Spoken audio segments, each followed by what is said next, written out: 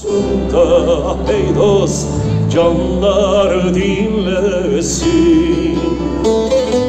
At Martini devreli Hasan, dağlar inlesin.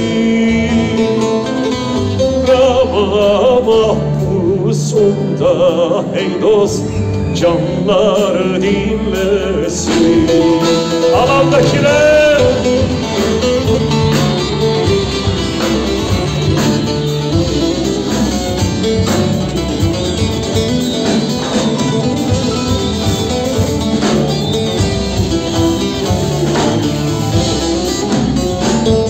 dalga olmanız lazım, dalgalı.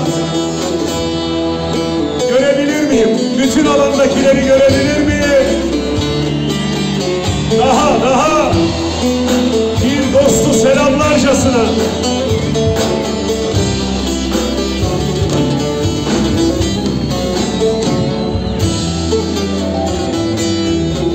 Mezar taşları Hasan, koyun mu sandın bre Hasan, koyun mu sandın?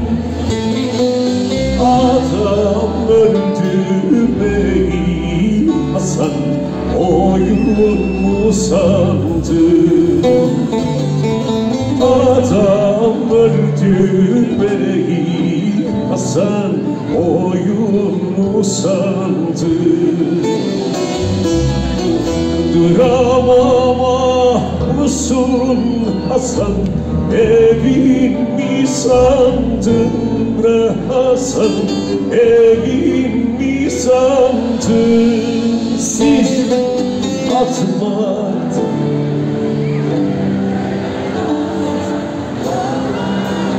siz yorulmuşsunuz.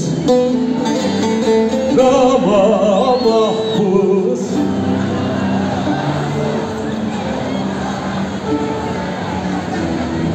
Haydi birlikte.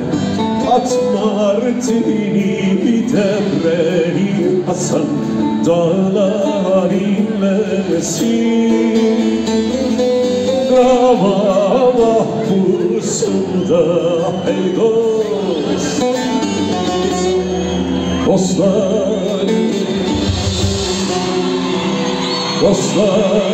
dinlesin. Vurulduk ey halkım.